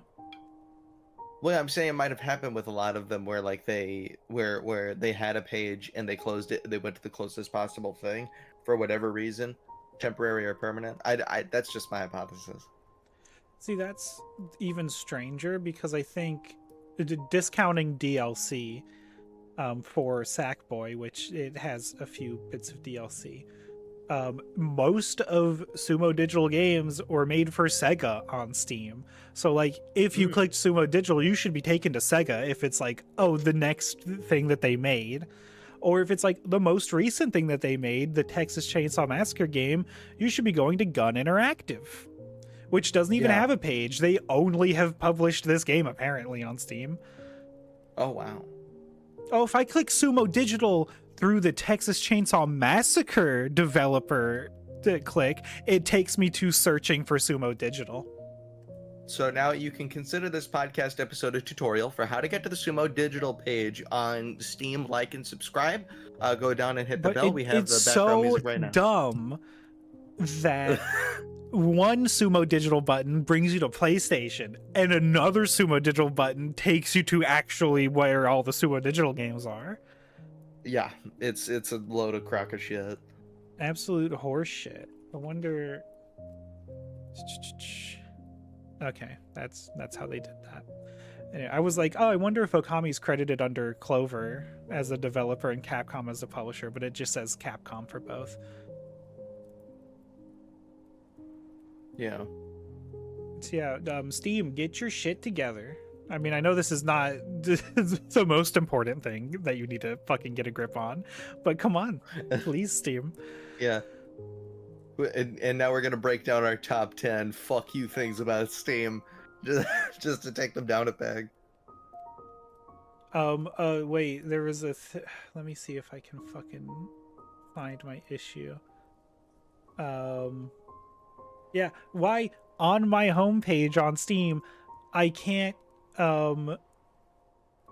look at my games by when I first played them. I can do it when I last played them. I want to know when I first played them. Oh, you can't reverse order it? I guess I'd never tried. I can do sort by last played, and then that's it. Yeah, and so you have to like go all the way to the end of the list in order to. But even then, it's find like I want to know the first time I played Shovel Knight. Yeah. It's like I played Shovel Knight yesterday, so it's never going to tell me when I first played Shovel Knight. There have been a good handful of times when like I went back to a game that I hadn't played in a while. Like let's say Left 4 Dead 2. I think I fired that up. Playing with you actually, around a year or two ago. And I had not played that since I was a teenager, or at least very early adulthood. And I'm 25 now, for those wondering. And it's like I did not know the last time I played it, and I forgot to check by the time I hit the play button, and I'm like, well, I think that's just gone forever now, unless there's a way that other people know that I don't, which I think that is a very reasonable thing to assume. If you're in chat and you know of another way of finding like each of the times that you played something, then the Wayback Machine kind of equivalent, but for Steam and your own library, then I'd be very grateful for that. You can either put it in the chat in the stream, or you can save it for more prosperity in the Ashley Burst Discord server. So strange. Like Steam keeps track of when you did first play a game. I'm like sure if I go to Kitsune Tales under activity for this game, it tells me when I bought it and then when I played it for the first time. But why can't I sort by that? I can sort by when I bought it. When I added a game to my library, I can sort by that, but that is not necessarily when I first played it. There are so many games I own that I've never played. Yeah, and I would be very surprised. I'd be very surprised if like it turned out that Steam did not keep a log of just every timestamp. I just want access to it, easy access to it. Yeah. There's probably a text file somewhere, but I want it to be in the UI. I think that's a fun thing. Let's see, what other fucking issues do I have with Steam? I can't think of any off the top of my head right now. Yeah. I wish it wouldn't like. So the winter sale's happening, and when something goes Sure. on sale on your wish list, as it should, it gives you a notification. However, I do not need so many notifications when a sale happens, and 50 of my games on my wish list are on sale, and it just keeps telling me over a few days. They're like, oh, hey, stuff's on sale. I know. How many games do you have on your wish list? I have 100 games on my wish list. Over 100. Because I think I have about the same amount you do, and I only get like, I don't know, a few a week in terms of notifications for a sale. Yeah, I get it like over a week, but it's like when it's the winter sale, it should just be like, oh, hey, notification, winter sale's happening. Here's all of the games that are on sale that are on your wish list. And then it should leave me the fuck alone. Yeah. Also, when I add a game that is on sale to my wish list, it shouldn't then tell me that there's a sale on it. Like, I already know. I added it when the sale was active. Leave me alone. I just think in general, services like Steam should have more adjustable notifications. Like, it is to an extent. I'm not going to say they got nothing. There should be more. Like, especially with the kind of audience that Steam tends to have. It's like, more customizability is very, very rarely going to be a bad thing.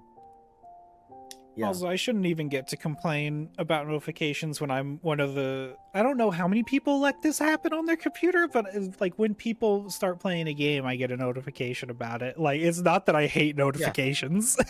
Yeah. And I do nothing with that. It's sometimes annoying, but I still just leave it and I don't even complain about it. Like, I know, at least I know I can turn that off. But yeah, there was one dude who just kept appearing in the bottom of my screen because their Sonic game kept crashing, and so they had to keep loading it up. And I know I have to be doing the same thing to other people when I'm loading up Okami, because it never detects the controller the first time that I load up Okami, so I have to like reload it a couple times. God, I remember when I had to be like 16 at the time, and I had an okay laptop in terms of even attempting anything gaming, but I was trying to launch a Saints Row game, and I was just by a hair gullible enough to fall for this one tip someone tried to give me, in terms of, because I would try to launch it and it would immediately crash. And frankly, looking back, 50-50 shot, I think, whether they actually really thought that they were giving me good advice or not. Because I could see this happening with something. But they said if you just try it a bunch of times, it might not crash one of those times, and you can go through and play it. I spent, I don't know how many hours one afternoon just like trying to get into a stim at a certain point, just trying to load it up because I wanted to play this Saints Row game. And I have to think whatever amount of friends I had at the time, I was a greater than zero effect on their decision to go into the settings and turn that shit off. Yeah. There are certain games that I don't know why it happens. I'm pretty sure it's because like modded versions of it. But like somebody will load it and it'll load up either like 2 or 3 different like extensions of it, but Steam reads it as 2 or 3 versions of the game loading at the same time. So like the side of my screen is just a huge Steam logo. Yeah.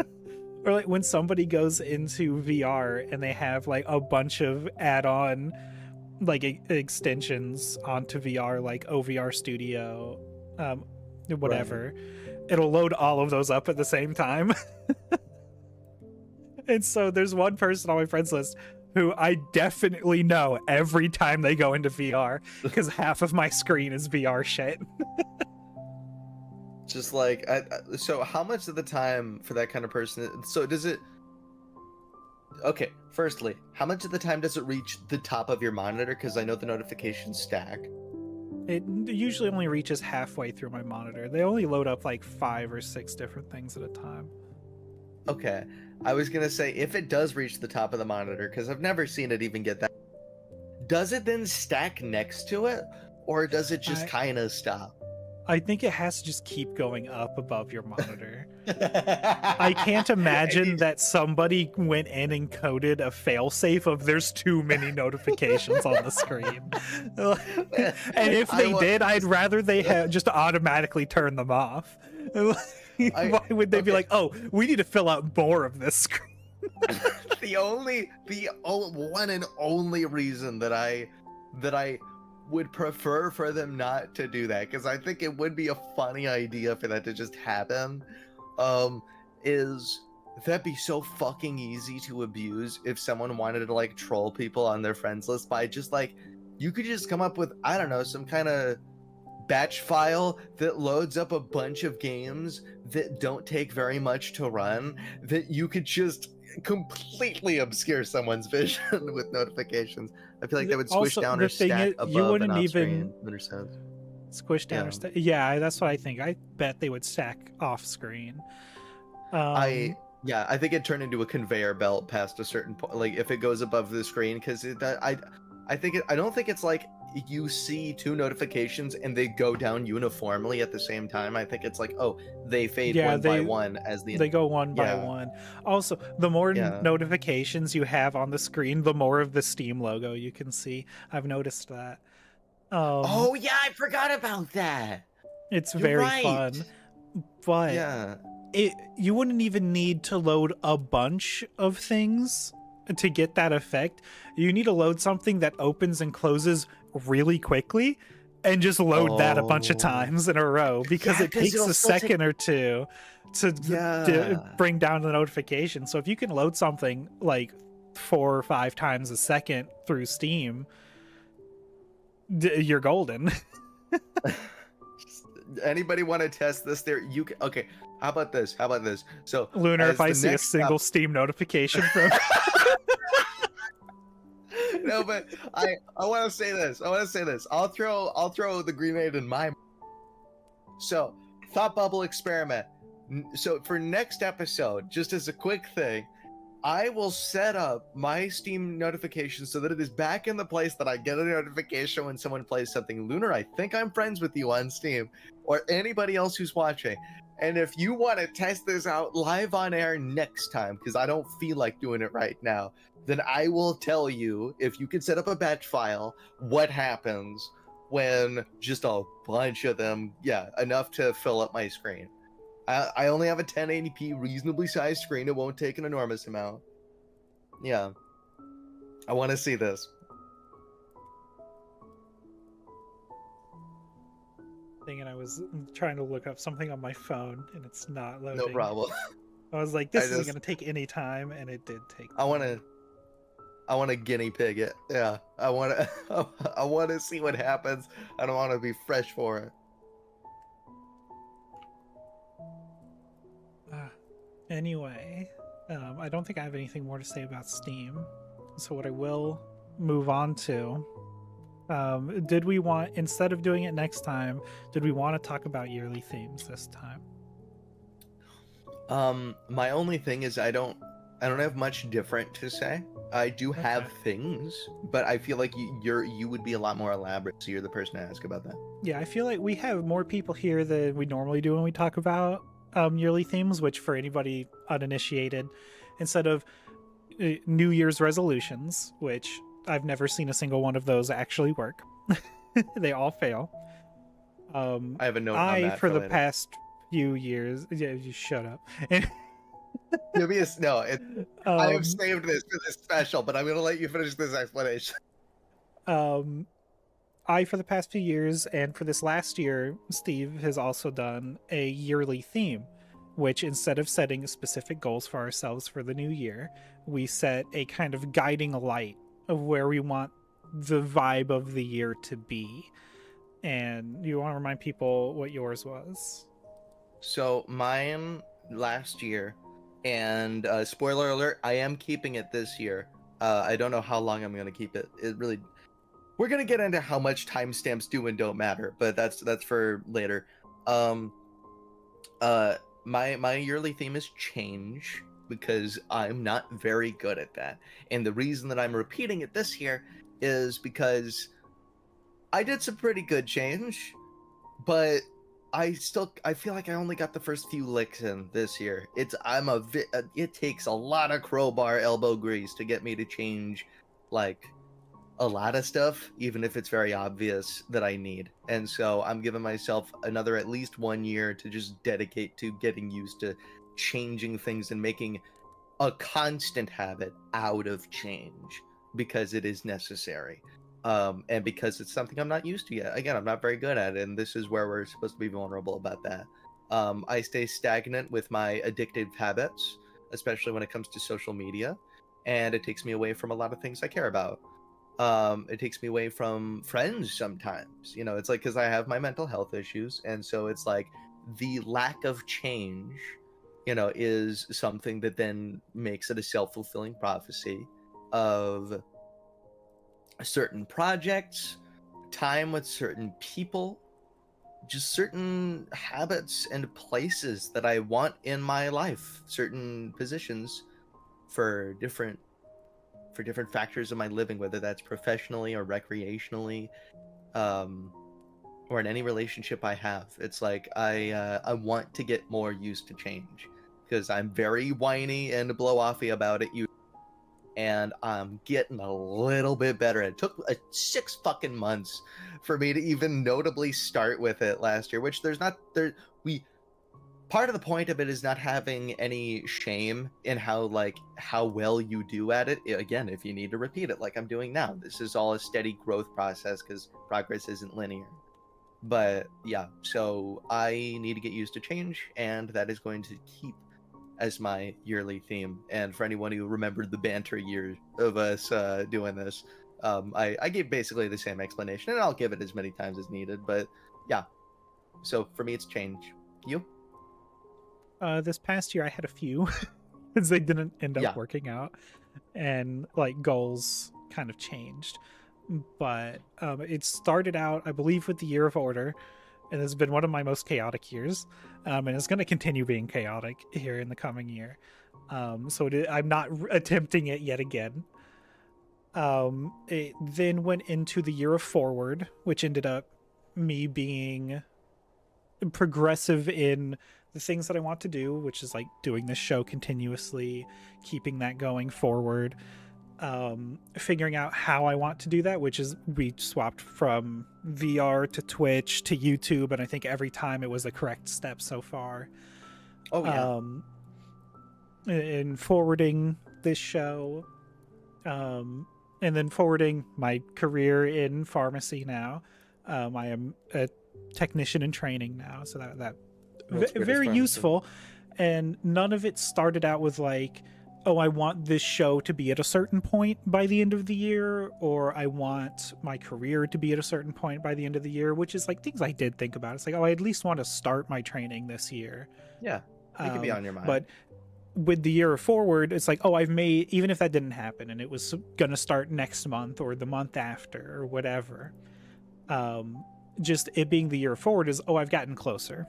I've gotten closer to it, and I've worked to get that way. And then I had a tiny stint at the end of the year with a Year of Breadth, which that was me trying to like broaden my horizons. And I think I got what I wanted out of that already. It was only a couple of months, so a year doesn't have to be a year. A yearly theme could just be a couple months. As long as you're getting out of it what you wanted out of it. I think you cutting it short did not mean that any individual failed. It was just that like yearly was always in like sticky note format, not in a plaque. Yeah. Yeah. The only one that I think absolutely failed was Order, and I don't think that was necessarily my fault. Yeah. I will get to more specifics on mine after you're done, because I realized I was very vague. I'm trying to remember the word I was using for this upcoming year.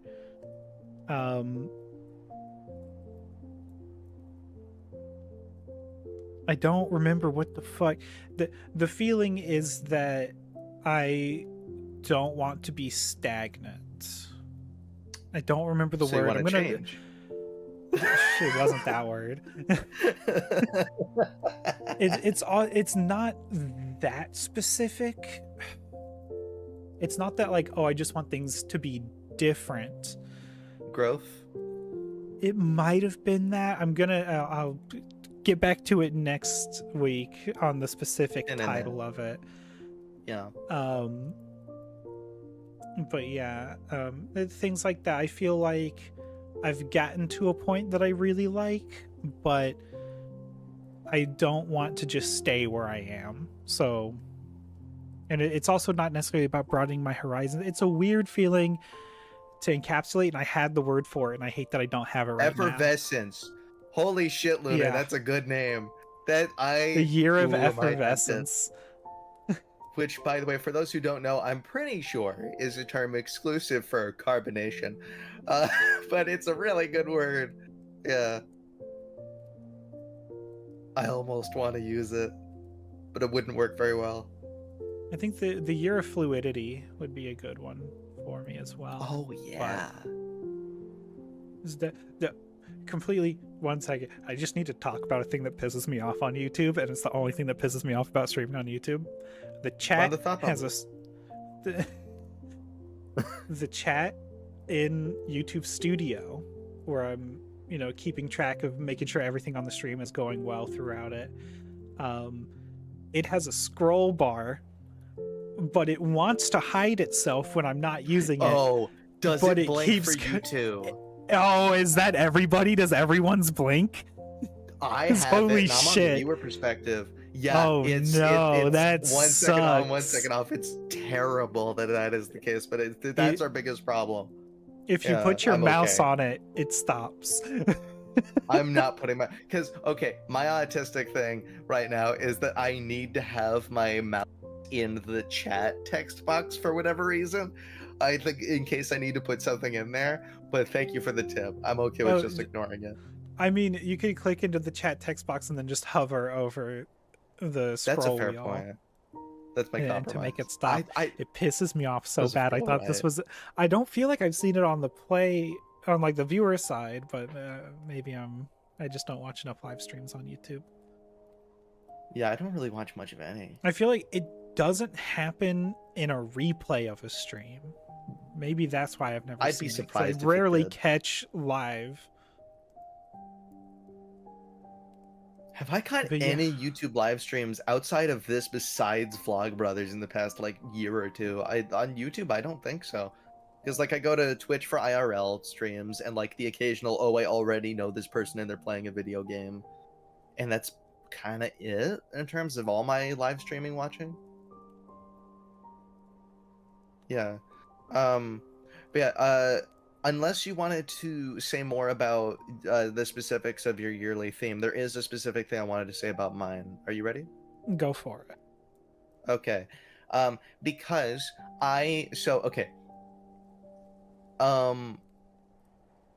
okay. Just to note before I say this, yearly themes are not about making promises. That's what a New Year's resolution is for. So it's so let's be clear that we might mention specific things we want, but if they don't pan out or not the same way, then it wasn't the whole point of it. It's you did not fail at your theme because the specific reason that you had that theme did not go through. You still might have had the progress. That being said, while I don't want to promise most of the things that I have in mind, so I'm not going to specifically mention most of them, I want to say I am going to be extremely disappointed. Just as a concept, not in myself as a person, but as this thing. If I do not release at least one audiobook of the public domain audiobook project that I'm doing by the end of the year, I have a plan to release it in either January or February, a handful of them. And I think this I is sorry. This is the first time we've had a notification from YouTube go through. That scared the shit out of me. I've never had that's that fine. on the stream before. But yeah, Thank you for subbing, yeah, yeah. Thanks for who was it? Stellar Axel. That's my old college friend. Good to see you, Stellar, and thanks for I hope you're subbing. doing well. I Um, know I know things have been rough for you. yeah, it's good seeing you. But yeah, so by the end of February at very latest, I want to have at least one out, if not a few. And I'm already working on them. They're going to be public domain books. I think if I remember correctly, they're all going to be like family friendly. I intend on like they are available to like show to your children unless explicitly made otherwise. You know, I that's like the one kid friendly thing that I'm doing. Cuz like one of them is fucking Winnie the Pooh. This show isn't for kids. I can say fuck here. But Unless you yeah, got some cool I ass kids. right. Winnie the Pooh. No, I'm not gonna say that. Anyway, anyway, Okay. I am not letting. I was okay. I, okay. I'm not stitching the two things together, but you know how when you say this thing fucks, I'm not gonna say that about Winnie. But anyway. So yeah, I'm going to be. I've already recorded much of it and edited portions of it, and I want to finish that. And I'm also going to be like drawing my own cartoon of like the album cover art essentially. And yeah, so there's going to be more details about it at the time of its actual release. But if you enjoy just having something on in the background, some classic literature, a lot of wholesome shit and just some fun stuff like Sherlock Holmes as well, then yeah, I'm going to be very excited about that, especially because God, it's a reason to just keep voice acting and voice acting. Project Gutenberg public domain audiobooks is probably going to be effectively an endless well of shit to read until I have like other stuff to put on there, and I like that it's a thing where I don't need to have anything else in the list. I could just keep putting public domain stuff in there or stuff that buddies have written. One of them is a fan fiction that I've been reading for it, and both works from friends I have gotten explicit permission to do this with. Yeah, anyway, so yeah, that's the one thing I'm actually going to hard promise that is coming out this year, hopefully in the first couple months. But yeah, and that's like the closest I'm getting to a like in a serious sense New Year's resolution. But I'm not like holding like my fuck me about like not doing it if it doesn't end up exactly as planned, because the only thing about that is the yearly theme itself of change, and change is always gonna happen. And because I don't think Speaking of books, yes, did I tell you remember my like strange sci-fi prologue that I wrote? Like it's a kind of Hitchhiker's Guide-esque in the writing. okay. You don't remember that? Wait, sorry, what was the title again? I was focused on the chat for a second. The title is Story Without a Name, but it's a strange sci-fi kind of Hitchhiker's Guide-esque I don't think you writing brought this style. up to me. I had to have. It's one of the few things I've written that, like, I've read it again after forgetting about it a little bit, and I've laughed. Oh, the thing you wrote. I kept forgetting the title of the thing you wrote. Okay, now I'm. Yes. Yeah. I have recently found the deleted chapter 1 Yo. that I thought I had lost so long ago. It's probably not good. I think I only ever did one draft of it, where the prologue went through a couple of drafts before I was totally happy with it. And I don't like writing dialogue, and it has dialogue, so I don't want to read it again. Dialogue? You show me one person on Earth that's ever lived besides like Kevin Smith that enjoys the dialogue part of what they're writing. But probably people who work on Star Trek, it's like 90% dialogue. That's fair. Also Shakespeare. But Lunar, thanks for bringing up Wikibooks as well. I do not know of that resource. That is very helpful. Gonna put that in the notes. Let me see if I can. I had it. Which account? Which Google Drive is it in? Is it this one? Yeah, it's right there at the top. And I forgot how much of chapter 1 I wrote. Like, the prologue is like 5 paragraphs, and chapter 1's like 6-7 pages. So that was interesting to find that. Here, I'm just gonna. Yeah. If you ever finish it, with the you know your guy. Yeah, hopefully I'm not going to continue writing on this. Just because I don't think anything that I could follow up the prologue with is going to be as good as the prologue, because I fucking love it. So I'm going to write something else. I'm sending you the Google Doc to the version with chapter 1 though, for another time. It's like Wikipedia but for books.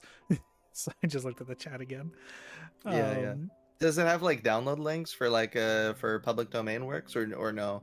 Because like that's a lot of the reason I go to Project Gutenberg. I think I have somewhere. Let me see. Bookmark. Sorry, Yeah, I meant specifically Wikibooks, but if you have one too, yeah.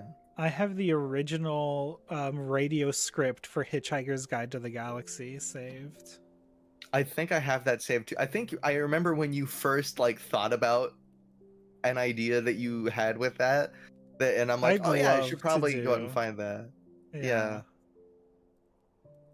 God, I love it. And just in my personal time, because I, of course, you know, obviously you got to be careful about stuff that you're going to put out to publish that is from stuff that's not in public domain. And I don't think Hitchhiker's Guide is in public domain. So it's like I'm just reading that in my personal time, and God, is it fun. I love Hitchhiker's Guide. Yeah.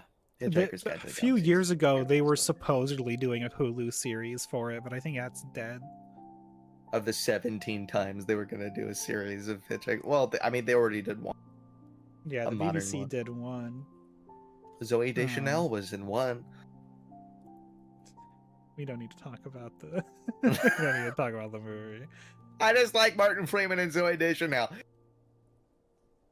We don't need to talk about the movie. Zoe does channel.